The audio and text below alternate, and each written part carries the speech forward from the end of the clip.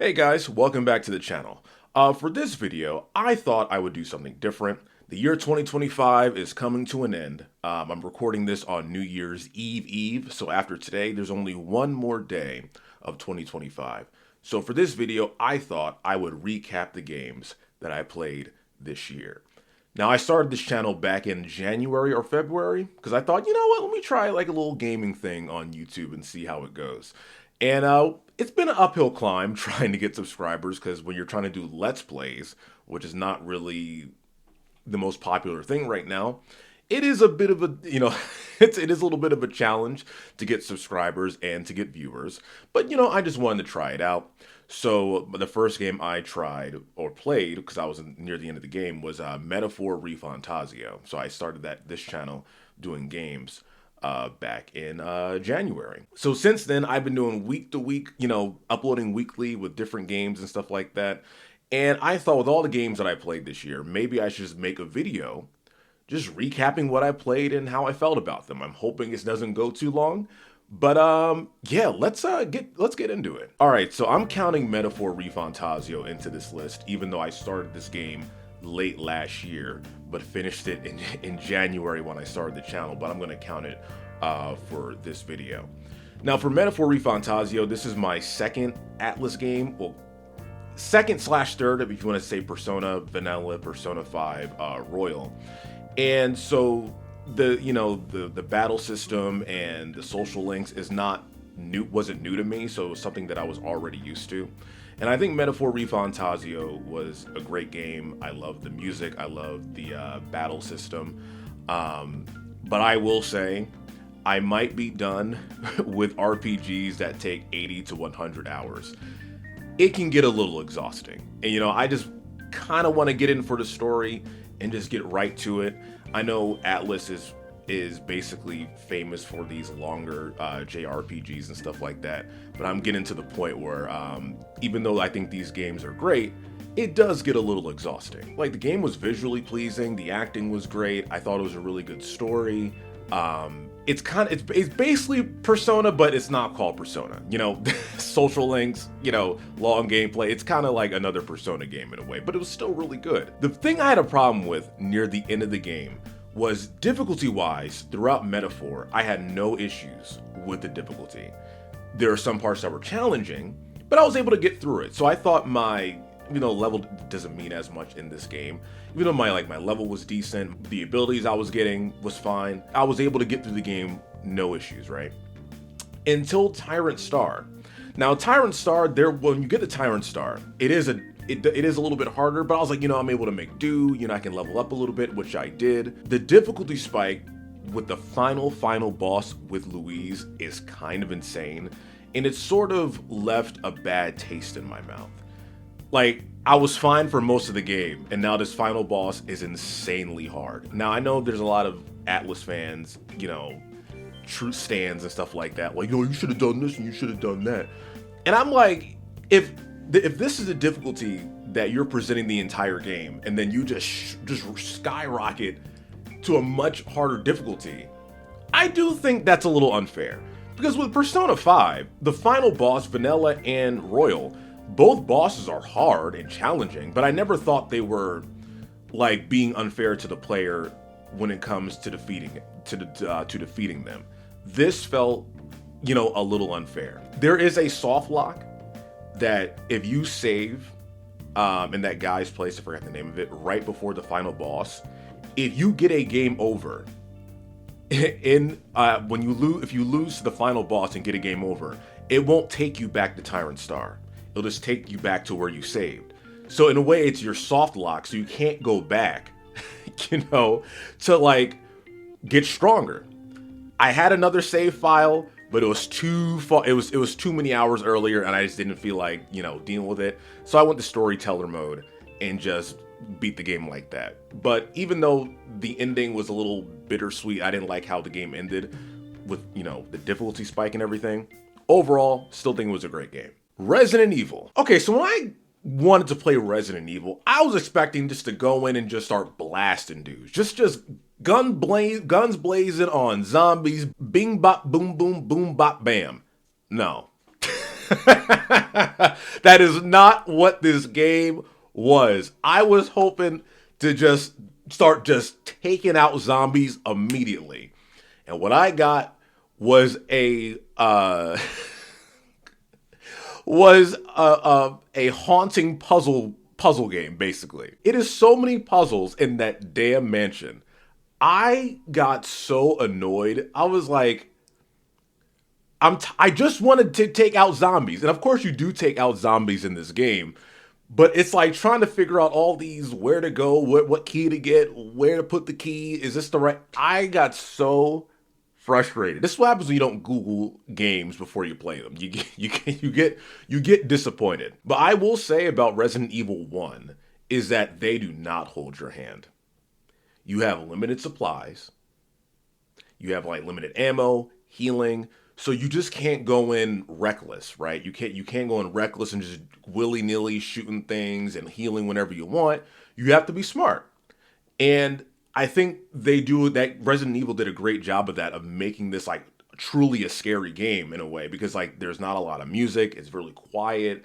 You don't know where a zombie's going to pop out at. You can't just like fire off shots and heal like all the time. They really make you think like, okay, I can't use this here because what if I need it later? Or, I got to save this for something else. I got to save this ammo for that. And so in that way, the game is really cool and like really, really clever and really challenging in a fun way. But I got tired of the puzzles, and did I beat that game? No, I didn't. I gave up. I may get back to it, but I don't know. Crash Bandicoot 1 and kinda 2. I did not know Crash Bandicoot 1 was that hard. We had Crash Bandicoot 1 when we were younger, like me and my brother and stuff. I did not remember it being that hard. Like, children beat this game? Crash Bandicoot 1 is not for the faint of heart. That will make you break a controller. Like, that's how hard the shit is. If there is a broken bridge level that is so damn hard, I literally sat and thought, there's no way they want you to beat this. They literally do not want you to beat this level. I did not realize how hard Crash Bandicoot 1 was. It was so hard. When I got to Crash Bandicoot 2, that shit was so easy. It was like Naughty Dog was like, okay, we were wilding with the first one with how hard it was. And they just ratcheted down the difficulty exponentially. Like Ripperoo. Ripperoo in Crash Bandicoot 1 was giving me the business. But Ripperoo in Crash Bandicoot 2, that was it. First try, no problem. And in a way, I actually got mad. I'm complaining about the difficulty in Crash Bandicoot 1, but I got to Crash Bandicoot 2. I'm like, bro, where the challenge at? Yo, Crash Bandicoot 1, I did not remember that game to be that hard. Oh my God.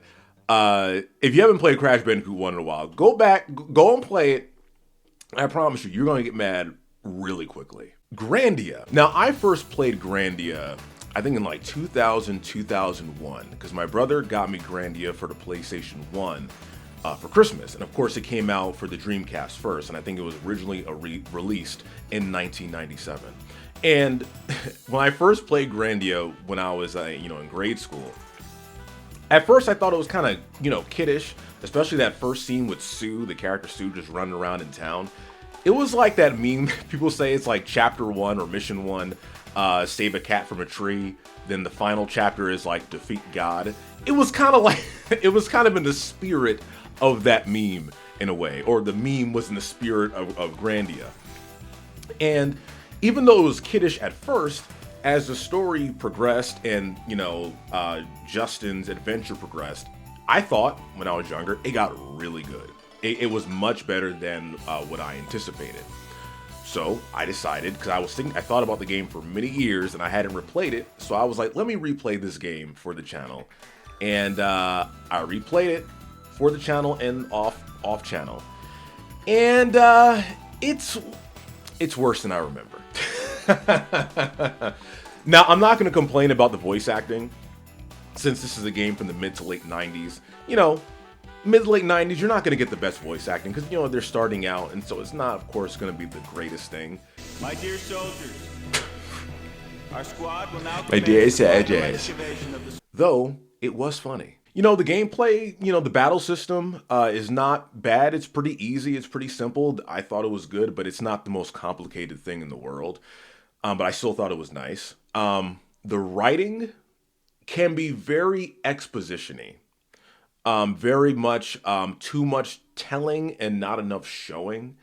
And it got very, you know, exposition-y, info dumpy and stuff like that, to the point where I don't want to say it was convoluted, but I was like struggling to keep up because they were just, you know, talking so much. And though I will say, even though they get, you know, very, you know, lost in the lore and info dumping, they do have a really good emotional moments. Like there's a scene in the beginning of the game when Justin is going to finally leave his home and leave his mom to go on this adventure. You can tell that his mom knows that he's going to leave because Justin's father left to go on an adventure. So she kind of knew that Justin wanted to do this. And there was a scene in the kitchen, I think it was, and she just stops and she just realized that that he's going to leave. And it was very emotional. And I thought, like, when they do stuff like that, like the writing and the character stuff is really good. But when they start getting to the lore and what Justin is after, you know, it wasn't really, you know, connecting with me as much as I wanted it to. So even though Grandia isn't as good as I remember, I will always appreciate what it meant to younger Brad. So I'll always have, there's something about that game that'll always have a place in my heart. That is really sappy, but it's true.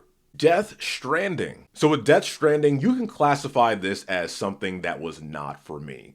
Because people say, oh, well, it's just not for you. That's what this game was. It was not for me. Obviously, Death Stranding was created by Hideo Kojima, who is responsible for the mega hit game series Metal Gear. I never played Metal Gear Solid, Metal Gear anything, Sons of Liberty. I know my brother did. We have a copy. I think we have a copy of Sons of Liberty here, but I just never really got into it. So this was my first Kojima game. Now, visually, it's great. I cannot stress that enough. Visually, it looks incredibly beautiful.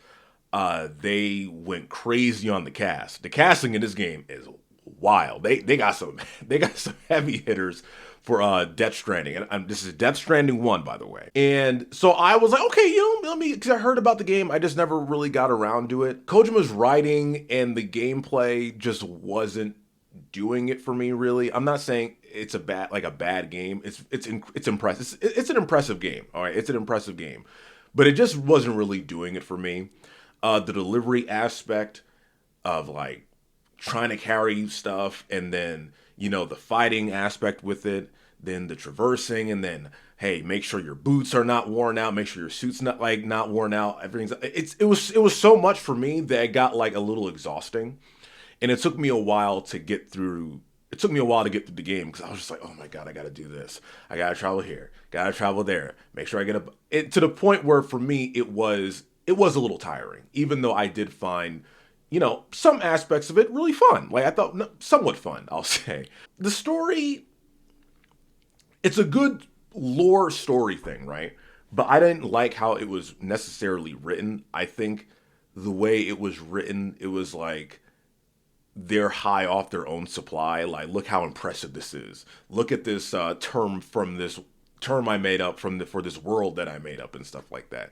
Like, I don't want to say like sniffing their own ass, but it kind of felt like that. Like they're just impressed with themselves, I guess. I haven't played Death Stranding 2. People say it's better than Death Stranding 1. It got nominated for Game of the Year. I don't know if I'll get the Death Stranding 2, but yeah, it just wasn't for me. It just wasn't for me. All right, Hollow Knight 1. Yes, games that had sequels this year. I played the first game this year. Hollow Knight, I have put 111 hours into Hollow Knight, and I'm not even done yet. I might be. I'm at the pantheon of whatever you want to call it. I guess the DLC is I'm working on right now. But this game is so fucking good. They call it a Metroidvania game. It's like a combination of like Metroid and Castlevania. I really like just the open world aspect of a 2D game, I guess. I have had a great time with this game. For a game that was like, upon release, it might have been like $20 something, and I think the same thing for Silksong. It's so impressive because the map of Hollow Knight, there are just all these different pathways. There are all these different like things that that you think you found everything, you didn't find everything. There's always a new pathway that you didn't discover. I can't say much more about it. It's a fun game to play, and if you haven't played Hollow Knight 1 and I guess eventually Silksong, I think you should play it.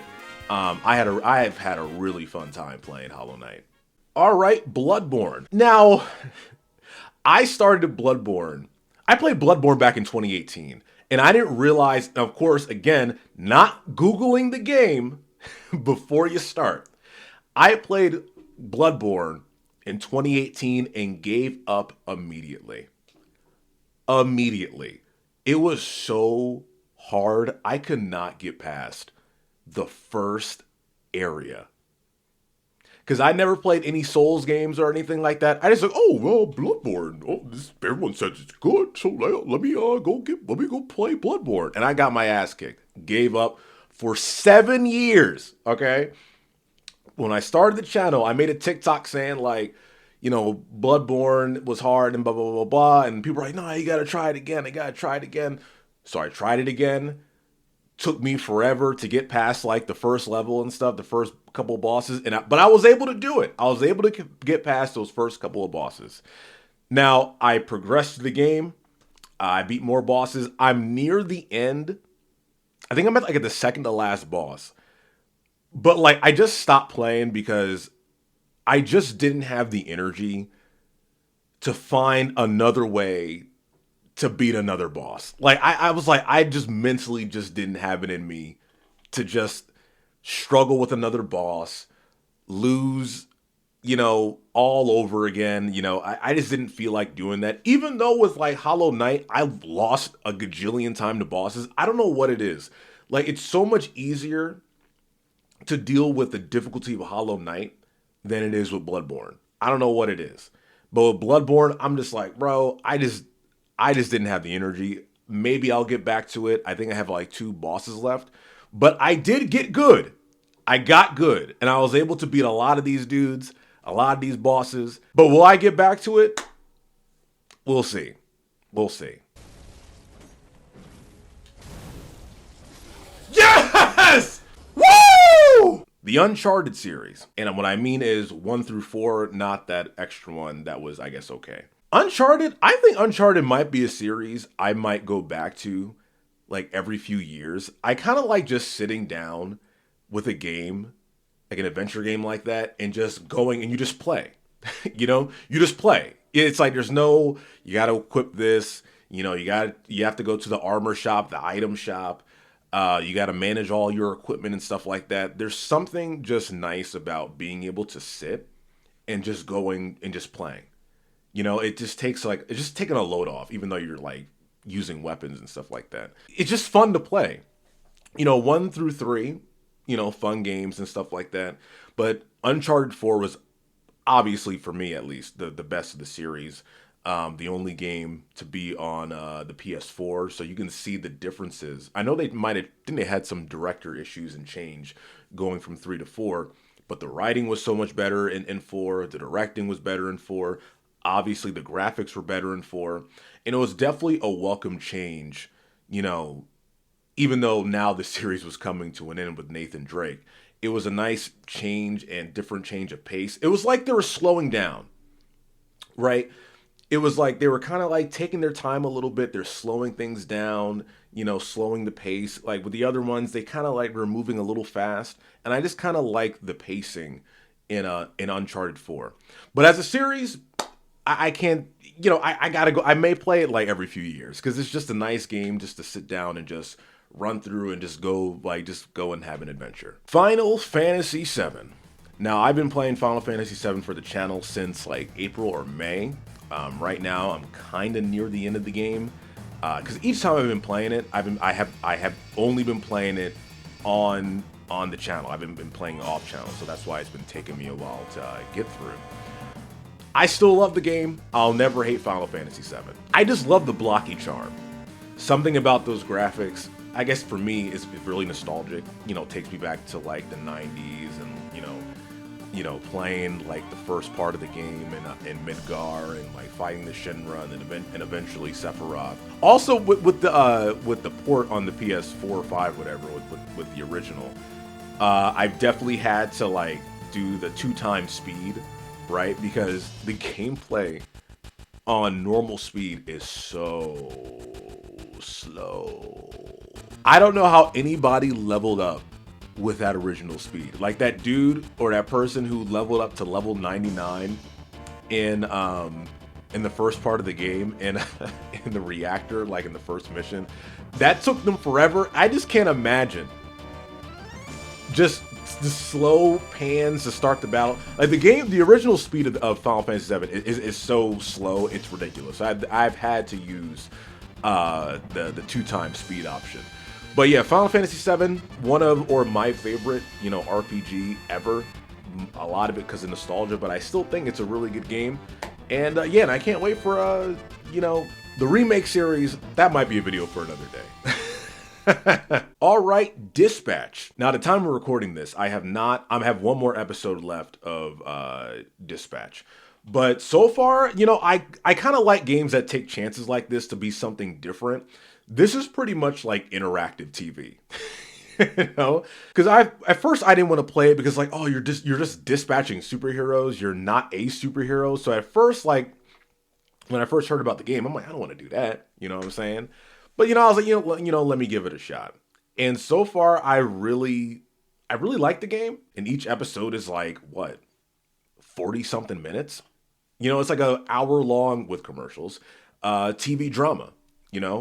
And being able to make decisions with Robert and like who to cut from the Z team, your interactions with different players, like who you want to like which character should you date, Blonde Blazer or Invisigal. It's definitely a game I have not played before. It's less pressure in a way, because sometimes I just want to chill games, just to sit down, not have to fight anybody. You're just choosing prompts and, dispatching people.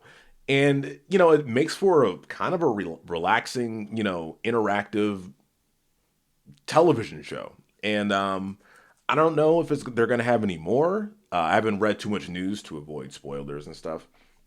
But Dispatch, yeah, definitely give Dispatch a shot. And finally, to finish off this video, we're going to finish off with Expedition 33. Expedition 33 is without a doubt my favorite game this year and probably my favorite game in the past few years. As a longtime RPG guy and a Final Fantasy fan, this was the turn-based RPG that I never knew I needed, because I kind of just accepted, outside of Persona and like Metaphor, that like you're not gonna get a lot of too many turn-based RPGs nowadays, and which I was accepting of. But Expedition 33 came along, and I was like, well, I was wrong.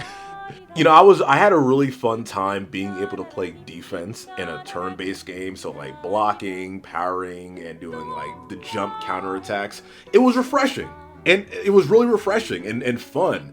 Of course I'm not against like the normal turn-based RPGs where you just let the enemy attack you and then, or they miss you, just by chance or whatever. But being able to just like having control of characters in a turn-based game while playing defense is pretty refreshing. Like technically, you can beat E33 without ever getting hit. Now that's impossible, nearly impossible, but it's kind of funny. It's kind of funny thinking about that. It's like, you can just not die or not ever get hit when you play this game. The music, guys, they found that dude on SoundCloud. I have like 3 to 4 songs on my gym playlist. And don't sleep on Summer Gestural Party. Listen to that one. Put that that shit slap. Like, yeah, but the music is great. And then, the writing is, they took some chances. They really took some chances at the end of Act 1. They took some chances definitely took a chance at the end of Act 2. Like, the base storyline of the game is really good, that if they kept that the same as the normal plot for the entire game, I wouldn't be mad. With all the expeditions trying to defeat the Paintress, and then you, as you're going along, finding, seeing the other expeditions that fell, trying to get to the Paintress and stuff like that. Like, that stuff was really, really interesting. I thought it was really cool. So them taking the chance to change a lot of that, or all that, at the end of Act 2, beginning of Act 3, that could have blown up in their face. And for some players and viewers, whatever, they weren't really a fan of that. I thought I might not be a fan of that, but then I was like, no, this is kind of cool. I kind of like it where, like, how they, flip things around on everybody. But yeah, if they kept it the same, it still would have been a 10 to me. Like, that's how great the game is. The voice acting, as a voice actor, it's something that I appreciate. It was really fucking good. It was really fucking good. Now, obviously, Expedition 33 has been under some controversy over the past few weeks.